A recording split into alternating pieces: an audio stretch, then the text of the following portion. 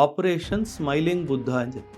Smiling Buddha అంటే పాపం బుద్ధుడు ఏదో స్మైల్లో బుద్ధం శరణం దచ్చామి అనుకుని ఆయన పేరు మీద బాంబు పెట్టేసామన్నట్టు మీరు అనుకోవచ్చు. ఓకే. దాని వెనక కూడా హిస్టరీ ఉంది సార్. అంటే Buddha belonged to a kingdom called Vaishali. పక్కనే మగధ కింగ్డమ్ అని ఉండేది సార్. మగధ వాళ్ళు చాలా స్ట్రాంగ్ ఆర్మీ సార్. వైశాలిలో అంత స్ట్రాంగ్ లేదు సార్. బుద్ధుడు ఇక్కడ ఉండేవాడు. సో మగధ వాడికి ఇష్టం వచ్చినప్పుడల్లా వైశాలి మీద దాడి చేసి సొమ్మంతా దోచుకొని వెళ్ళిపోయాడు. So it is said that Buddha was angry. అంటే ఎందుకు నా వైశాలి నా స్టేట్ని ఎందుకు కాపాడుకోలేకపోతుంది అనేసి. నౌ ఈ టైంని కట్ షార్ట్ చేసి ఇక్కడ రండి sir. 1960s China nuclear bomb తయారు చేసుకుంది. మనం 1970s చేసుకున్నాం. అంటే ఇక్కడ ఏం డిపిక్ట్ చేస్తుంది? Buddha was angry for 10 years that China has the nuclear bomb, why I don't have.